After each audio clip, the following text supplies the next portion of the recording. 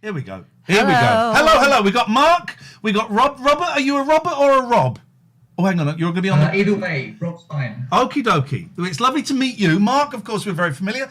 Many of you will have been aware of Mark's work. He came and filmed us at Talk Radio, makes these wonderful videos, interviewed Stuart Lee, loads of people like that, filmed me giving out masks at an anti-mask rally, Risk Your Life.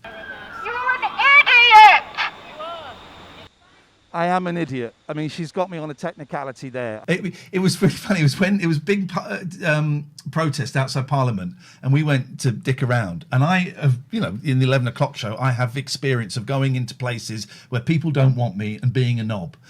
And we stood there on the other side of the road watching it, and I went, sod it, we just got to get in. And I stormed in, and suddenly, for the first time, Mark is filming something and someone being obnoxious. Not being able to, and knowing there are people very close behind him, and that was an experience, wasn't it, Mark? It was terrifying. Yeah. It's so lovely to see you, my friend. Thank you so much for coming on, Rob. It's really, really nice to meet you. You have got a really, really interesting project coming up, and I'm keen to know. So you two tell us exactly what is going on and what you're making. Do you want to start, Yes, Rob? Where do you want to start, Mark? Should we explain the Iceman? Is that the 101? Yeah, I think so. Go ahead. Okay. In the late 1980s, early 1990s, Anthony Irvine performed as part of the cabaret circuit. There wasn't really a comedy circuit back then. It was like more of a cabaret circuit. And he performed under the name The Iceman, where his act was to carry a block of ice onto the stage, assemble sort of a wonky structure out of bamboo, and then attempt to melt that block of ice in whatever time he was given by the promoter. And that would be, I'm guessing, like a 10-minute or a 20-minute slot you'd have. You've not got 45 minutes to do it. You have the length of time a comedian would get on the circuit to do it. Yeah, so but essentially, the act is like it's based around failure because he never really achieved what he set out to achieve. Was he just leaving it to melt and talking, or was he like blasting it with hairdryers and stuff? Rob, do you want to explain? Yeah, that's a beautiful question. So really, he'd use different mechanisms. He'd use different things to try and melt the block. And the name of the game is escalation. So he'd start comically small. So basically, you would kind of breathe on the ice to kind of let the warmth of his breath make a difference, as if that would make any difference. Because these things are quite big. They're bigger than a bucket, basically. And he would get the audience to all collectively exhale. So like maybe the warm breath of the whole crowd could get it going. Then he'll move up to salt, and then he just gets bigger and bigger and sillier and sillier. Works on I know pants, it's absurd, but like he goes up to like pyrotechnics. He's actually like brings a gun, like a stage gun, to fire at the thing, and hot water and flamethrowers, and basically just gets more and more dangerous and more out of hand. And then people like gradually start to understand what it is they're dealing with here. When did he stop doing this? It would have been mid to late 90s. I think the last time he did it in earnest on the circuit would have been around 1996. But I think, it was kind of the... people talk about him in relationship to Club Zarathustra a lot. So that would have been latest 1997. But he was doing it from about 88. So he was maybe on the circuit for about 10 years. Because I was doing the circuit, it would have been about 95 I would have started. I think I've seen him. I may be making it up a little bit because obviously I've been reading up on him. I think I've seen him, and I would perform at. I hate performing at comedy clubs. I'd perform at those clubs where you would have a singer, you would have a couple of comedians, you would have a variety. And you had that guy who used to put pyrotechnics up his Chris Lynham. Yeah, so there was a little bit of that going on, wasn't there? Yeah, absolutely. I mean, in those days, it wouldn't be unusual to get jugglers, singers, people who've made a short film. It was all these kind of mad talents. It wasn't just one person standing there with a mic and telling jokes or material. It was this whole, they called it variety. It was this huge, plethora of different talents on display for people's amusement and laughter, you know. Without so this going whole off- sort of Sorry, Please without go going ahead. off too far on a tangent, I remember going to see, I think it was Frank Sidebottom, or no, maybe it was the man from, anyway, I went to see a band, early 90s, late 80s, the Marquee, and they were supported by this Chris Lynham, and it was, honestly, I was 15, I'm drunk, and I'm watching this guy stripped down to wearing a dress, did this whole thing where he eats like loads of chocolate and you can't understand him. Then he strips naked and shoves a firework up his bum and lights grand it. finale. And I'm 15 watching this going, oh my God, anything is possible. You can do anything. And the Iceman fits into that thing. Imagine you're going to go to a club and go, I'm going to go and see a few comedians. And suddenly some weirdo comes out with a block of ice. Is it when I saw Chris, it really divided the audience. Is this the kind of thing? Did it divide the audience? Were some people going, well, this is rubbish? Very much so. So one of the lovely things is Anthony, part of his act was he'd take a Polaroid photograph of the ice before he starts to melt it. But in doing so, he quite often captured the audience behind the block as well. And you can actually see their faces in it. And a lot of them look completely delighted, like they really, really get it. And other ones just look furious, you know, like, oh, we paid money for this. We got babysitters out for this. And so that, I think, is part of the fun in a way. That's why me and probably Mark, we've been drawn to this kind of act, because we always feel like, you know, it's the mischief of it as well as the act itself. There's something very audacious about someone who sets out knowing full well he's probably going to fail, right? It's that. Yeah. There's a valiant It's so brave. thing. I mean, if you think about people like Ted Chippington, and actually what you just said, Ian, about how Chris was supporting a band, Ted Chippington does that with the Nightingales. The Iceman used to do that. And there's something very almost challenging about, you know, people haven't really come for the support act. You know, even when it's actually a band, they haven't really come for the support act, but they certainly haven't come for a comedian, especially a weird one who's going to put a Roman candle up his arse and make him sing while he does it, you know?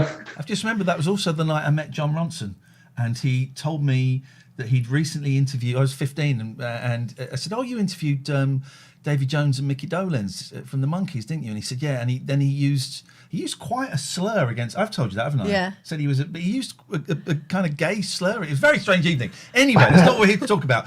Mark, why are you making? So the whole point is that a film is being made. I'm about to put the Kickstarter link in the chat, and what we'll do is this show's behind a paywall. But what we'll do is we'll grab this bit and we'll put it up on YouTube so everyone can see it, and we'll talk about the Kickstarter in a bit. Mark, why are you making this film? How did this guy enter your life? Well, so it's funny, like when you said, I might have performed with him, I might have heard of him. I was going to say, because I feel like that's a lot of people's feelings about him, is like they're not sure how much they know and whether he was like a real person or not. And so I had that sort of feeling where it's like, you know, you hear people mention him and he comes up, and maybe not even by name sometimes. Like I saw Joe Brand recently say, oh, there was a guy who melted blocks of ice, you know, while listing things that people did at the cabaret sort of nights. And then in January, Go Faster Stripe, who you're familiar with. Which, if you don't know, is a brilliant company run by a guy called, here we go, Chris Evans. And for a long time, he would put out, put out shit like that. But was a great place where would put out so many wonderful comedy, generally live, but not always, DVDs and CDs. And you know, you have. He did bits for Richard Herring, didn't he? Yeah, he does loads for Richard Herring. Yeah, and it was great. Is he still going? But now it's digital. Yeah, he does more digital stuff, and like Richard Herring's podcast is like his main sort of thing. But he put out this book called Melt It, the Book of the Iceman, which was, I don't know how you were laid out on the screen, but was written by Rob Wringham down there. Okay. And yes-ish. And so I was really excited that book had been made, and was just excited to read about the Iceman. Yeah. And then a week or two after that, Robert emailed me and said, did I want to interview the Iceman? He'd seen my interview with Stuart and was like, do you want to interview the Iceman? I was like, yes, absolutely. So there's this person who may have been, you know, for some people, the stuff of urban legend. A friend of a friend had seen it, and of course it's something that you see, never forget, right? but you're actually putting the flesh on the bones. He's still about, and you've been chatting to him. Yeah, absolutely. And so, like, Robert had spent sort of a year leading up to the book, getting to know Anthony. And then I've spent this last year getting to know Anthony because I did the interview with him. And then a few months after that, I went down, he did like an art exhibition in Dorset, and I went down and filmed like a little video with him there. And I've just I've fallen in love with him. I know Rob feels very much the same.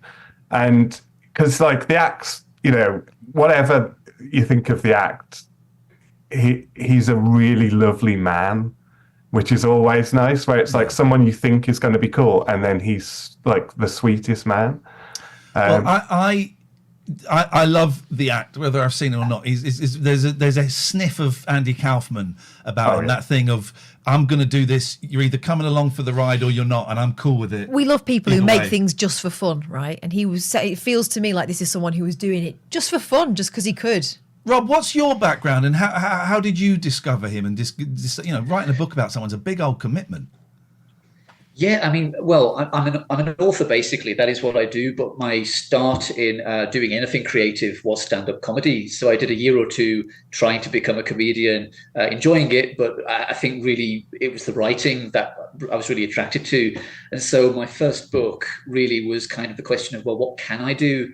And I thought, well, I'm interested in the history of comedy, especially recent, 80s onwards comedy. And I had access to all these people. People think, I could never sit down with someone like Stuart Lee and do an interview, but actually that was a really easy thing to arrange. So I thought, right, well, that's what I can do. I can interview all these people that I love and that I've sort of, walked past in a club or something, and actually tell this story. So I wrote my first book, was back in 2012, and that was called You Are Nothing, which is this little book about Club Zarathustra, which was a sort of, it was a comedy night in London, and they came to Edinburgh twice as well, where the idea was there was no straight stand-up. It was you had to do something different. So people would bring their old-fashioned variety act to it, and quite often very unusual things. There was a guy called Roger Mann, for example, who made 7 jellies, and that was his act. That was literally it. I'm sorry, I buried the lead there. It's actually it was 6 jellies, one, and I quote, for every day of the week. That was it. That was it. So there's things like that. But through that, I heard about the Iceman. But it was, as you said earlier, it's this urban legend quality to him, where everyone's saying, oh, you must speak to the Iceman. And people would just say, I can't remember anything about it except for that bloke who melted ice. And this would just come up again and again and again. But I couldn't find him. He was just gone, basically. And that happens a lot with a lot of these guys who were on the circuit in the 80s. They've just stopped doing it. They've moved on. They've gone into IT or something, and we'll never find them. But a few years later, too late for my book, he popped up again because he's actually working as a visual artist now. He's a painter. So suddenly there's a small web presence for him under his real name, Anthony Irvine. And I thought, I think that's him. I think that's the Iceman. So I got in touch with a mutual friend, John Fleming, said, is this him? Can you put us in touch? We got in touch. And the first idea was maybe just do a mini photo book about the Polaroids he took, because I thought he's probably got 1,000 Polaroids sitting in a box somewhere. And that really appealed to my nerdy comedy historian ways. Can I get that box of photographs just to have a look? But then it turned out it was so much more. He was painting these pictures, a lot of which are based on the old ice melting act. And also he was just, I thought, well, maybe we can do an interview to run alongside these pictures. And he was very giving with that. But then before we knew it, I was writing an essay to tell the whole story. I'd got Stuart Lee to write a foreword to the thing, and an afterword, actually, and Simon Munnery to do a foreword to it. Oh, wow. And it all just sort of came together. And through this collaborative process and just our mutual love of this mad story, and finally giving this guy his kind of legacy, allow him to sort of come out again and tell this story, it all just sort of came together. So the 4 of us working on this thing, we did it in about, we were probably beavering away for about a year, but the actual work was about 5 months of work. So really it was very, very fast in terms of how books normally work. This is kind of an amazing thing. It's the kind that's the book side of the story. If you were very lucky let's try and... Go on, sorry, Rob, I interrupt you. Go on. No, I was just going to segue into how we met Mark. Really, it was time to promote the book, and so we were looking for YouTubers and whatnot. So we got him on Richard Herring's podcast, for example. But I thought, well, GingerBeardMark as well. He's our man because he's spoken to you, he's spoken to Stuart, he's spoken to Richard, Simon Munnery, all the comedians we know and love. So, Mark, you were our guy. So that was when I came to you, and you had ideas. Yeah. It's the kind of act, if you were lucky in the late 80s and you staggered home from the pub and put on Channel 4 at 11:30, you would occasionally just get something like that. I'm reminded of a couple of acts I saw. There was a guy called Woody Bop Muddy's Record Graveyard, and he had a record player and a box full of records, and he'd play them and go, right, is this shit? Is it great? Well, keep this one. And if one was shit, he'd throw it in the audience or he'd snap it. There was another guy, and I've mentioned him before, this guy called Jimbo, who wasn't particularly famous, but he'd come on stage, he'd take his jacket off and hang it up, and he'd do his set. And it's one of those sets where I remember seeing it with a few friends and we were absolutely wetting ourselves, and the people next to you were going, well, it's not funny. And then he would spend like the last 2 minutes on stage not saying anything, looking uncomfortable, put his jacket on and walk out. And I'd seen him I saw him once, I was on the bill with him, and the promoter came in, where's Jimbo? I think he's gone. I've got his 50 quid. And he just went home and didn't take the money. And the Iceman would definitely know one of my old friends, Hugh Thomas. He would definitely know who Hugh was. So there is a Kickstarter. Yes. You've raised the target, but obviously always more and more and more is really helpful. How is the Kickstarter, how is that going to work? I've never done a Kickstarter. So how does that work, and what does it enable you to do? It basically expediates. Is that? I don't know. It sounds like it could be a proper word. It speeds up the process for us, because we were going to just do this all ourselves, but it would obviously have taken a lot longer to do, because like Robert lives in Glasgow and Anthony lives in Bournemouth and I live in the Midlands, so just on train fares and stuff alone, would take time, So basically, the giving us like this smallish amount of money. It's a large amount of money, really. But like in the world of making films, it's as some bell end on a Stuart Lee forum pointed out to me, £1,000 isn't very much money to make a documentary. It's like, yeah, I'm distinctly aware of that. Thanks for explaining that to me. You won't be lighting cigars with £50 notes when you in the... To steal your phrase, like, no one's getting rich from this. Yeah.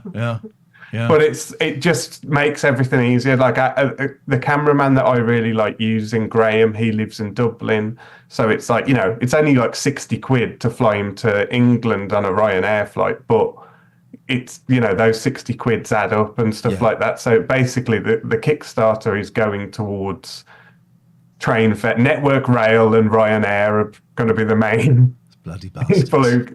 But and little things like that. So it is, in the truest sense of the word, a Kickstarter to sort of just help us facilitate it. Because Graham's working for free, Robert's working for free, I'm working for free.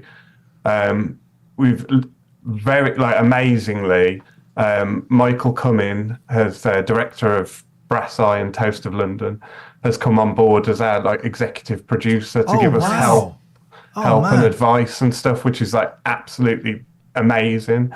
But again, he's not getting any money for that, and everyone's doing it because they think Anthony is interesting and worth the time, and so all the Kickstarter is doing really is helping us facilitate that. Harsh says expedites. We've all learned something today. Thank you, Harsh.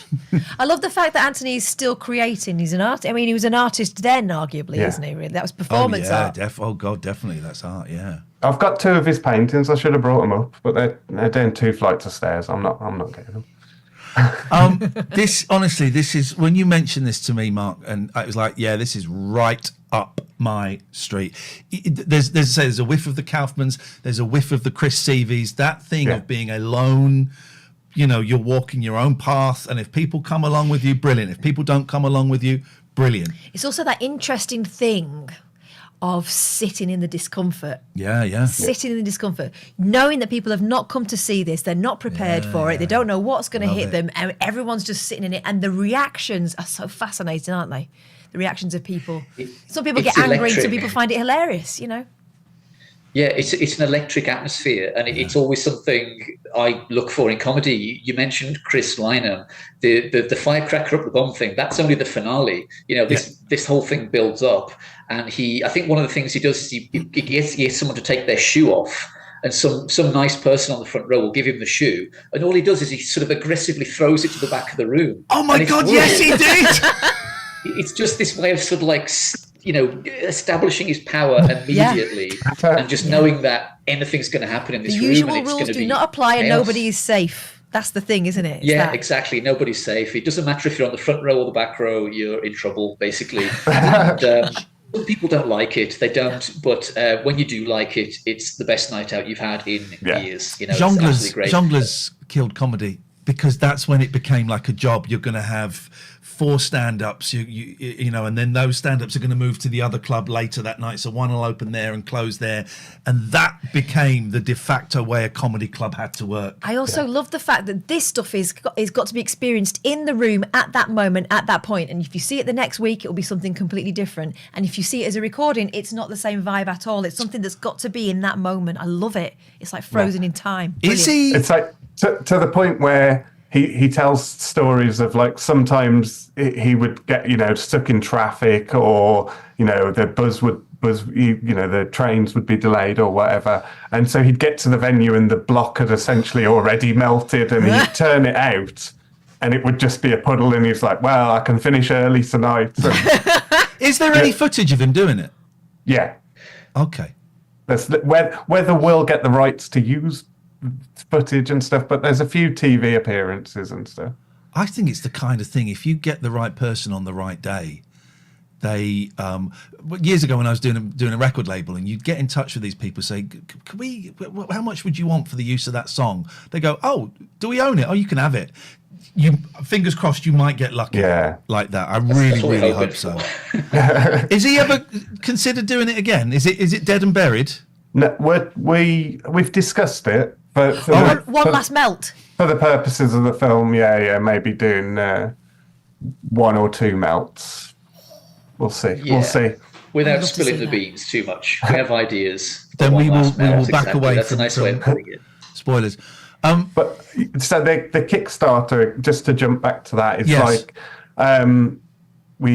there's stuff on there, like there's like a PDF copy of the book, there's signed copies of the book, there's postcards of Anthony's work, there's posters.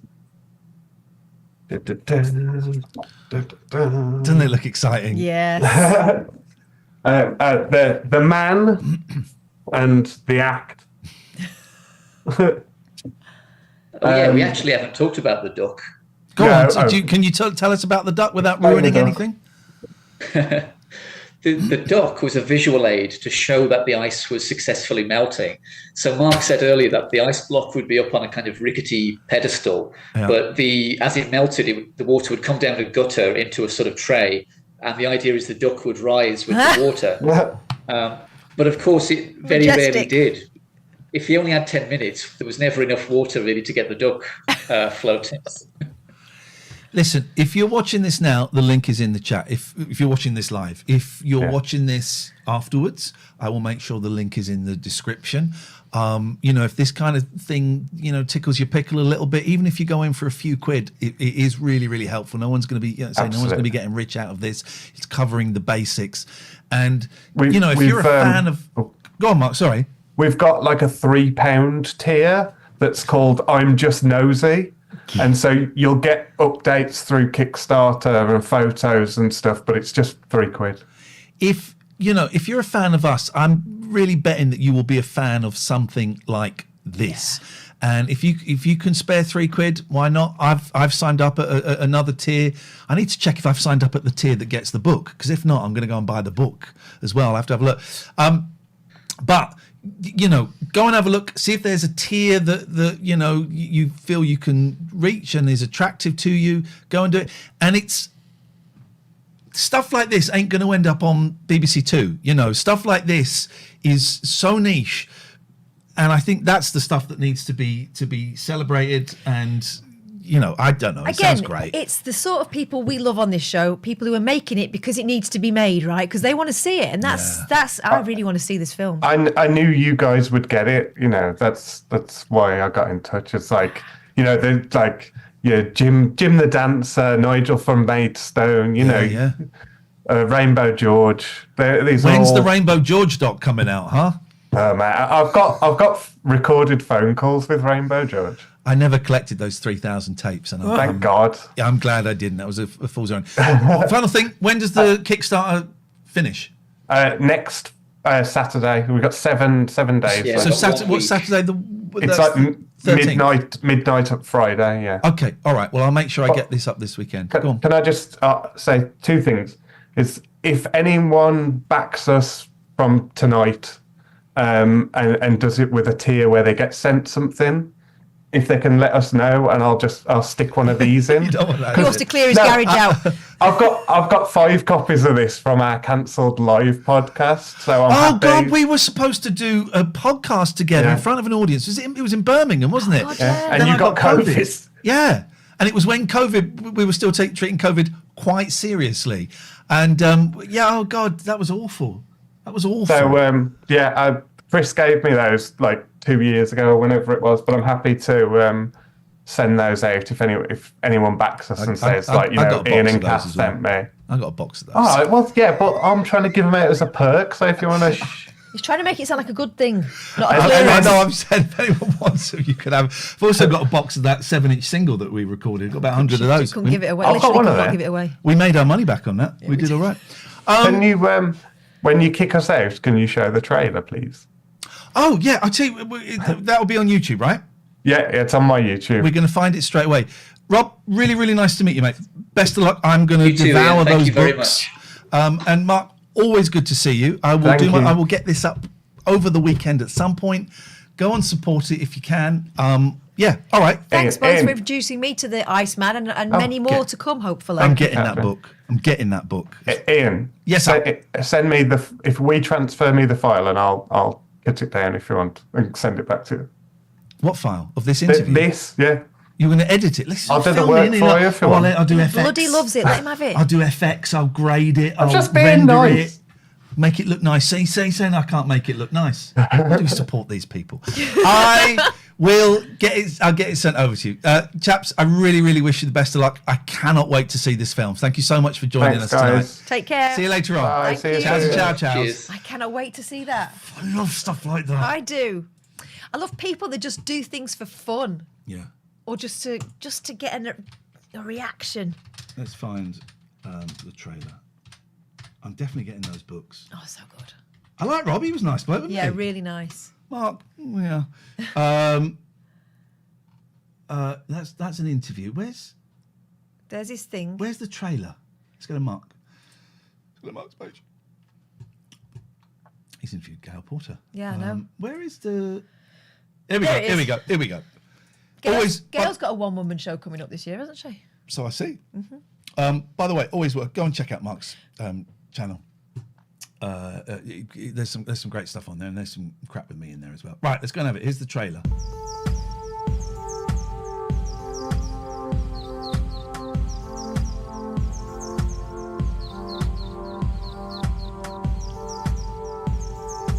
And he just lost his cool, I think, and just said, "This act is shit."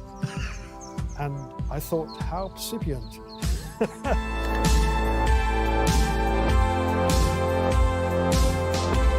The Iceman, whose act was he melted ice.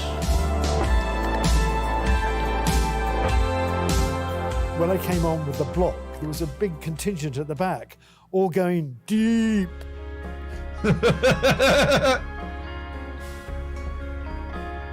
Oh, he's so similar to Chris.